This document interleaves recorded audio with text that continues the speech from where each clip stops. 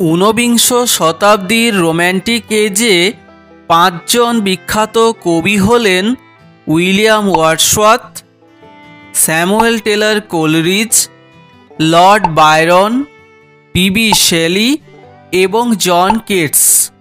Romantic যুগের এই পাঁচজন কবিদের মধ্যে অন্যতম ছিলেন উইলিয়াম ওয়ার্ডসওয়ার্থ। উইলিয়াম ওয়ার্ডসওয়ার্থ 1770 সালের 7 এপ্রিল কাম্বারল্যান্ডের ককারমাউথে জন্মগ্রহণ করেছিলেন।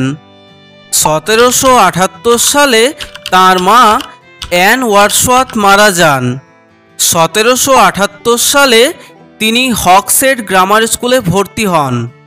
1787 সাল থেকে 1791 সাল পর্যন্ত তিনি ক্যামব্রিজের সেন্ট জোন্স কলেজে পড়েন। 1790 সালে তিনি যখন ফ্রান্সে যান তখন ফরাসি বিপ্লব তাকে অনুপ্রাণিত করেছিল, কিন্তু 1792 সালের সেপ্টেম্বরে প্যারিসের গণহত্যা দেখে তিনি মর্মাহত হন এবং ইংল্যান্ডে ফিরে আসেন।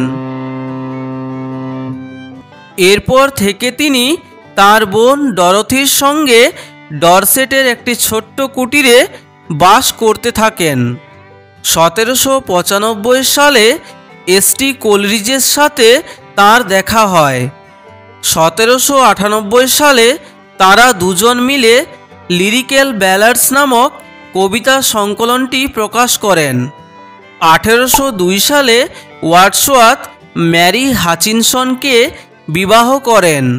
এরপর তিনি Tintern Abbey, the Prelude, the Daffodils, we are seven, the solitary reaper প্রভৃতি বিখ্যাত কবিতাগুলি লেখেন। 1850 সালের 23 এপ্রিল তিনি মারা যান। এরপর তাঁকে গ্রাসমেয়ার নামক কবরখানায় সমাধিস্থ করা হয়।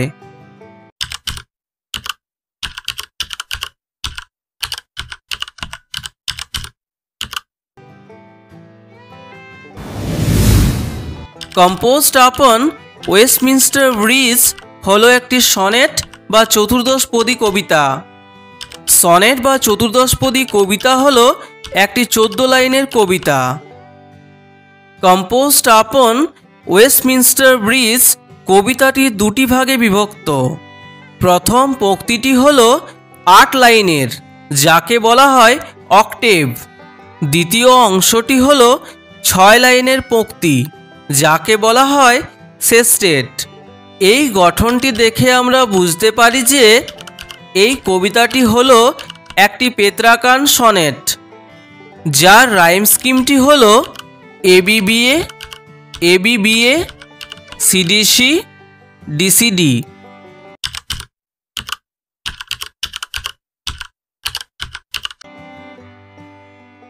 ফ্রান্সে যাওয়ার সময়ে লন্ডন থেকে ডোভার যাওয়ার পথে ওয়ার্ডসওয়ার্থ তার ঘোড়ার গাড়িটিকে ওয়েস্টমিনস্টার ব্রিজের উপর দাঁড় করিয়ে এই কবিতাটি লেখেন।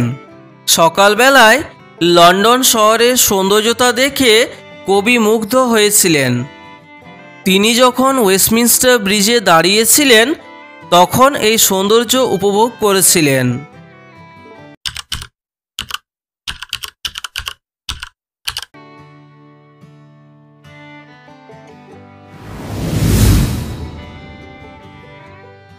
আর্থ has not anything to show more fear. পৃথিবীর এর থেকেও সুন্দর আর কিছু দেখানোর মতো নেই। Dull would he be of soul. অন্তরের দিক থেকে সেই ব্যক্তি অনুভূতিহীন। Who could pass by.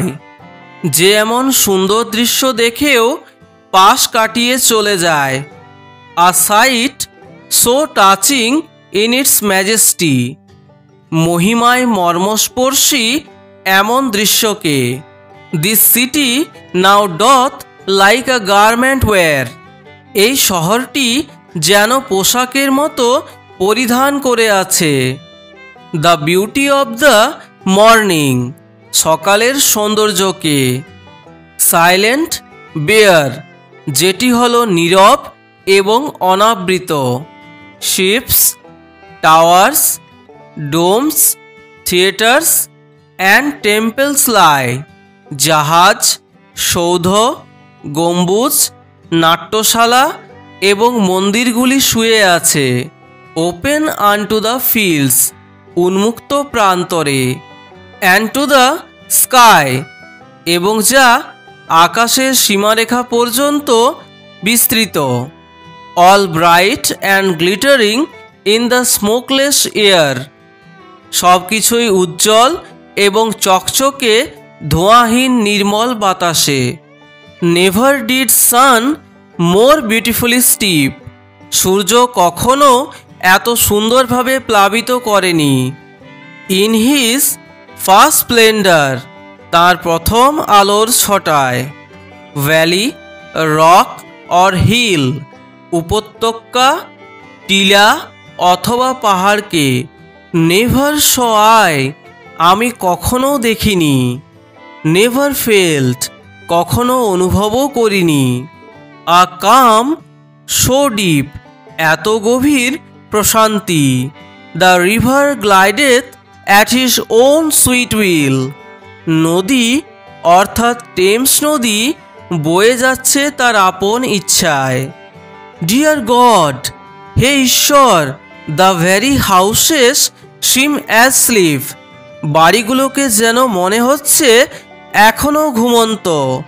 And all that mighty heart, আর সেই শক্তিশালী হৃদয় বা লন্ডন শহর, ইজ লাইং স্টিল, এখনো যেন ঘুমে আচ্ছন্ন।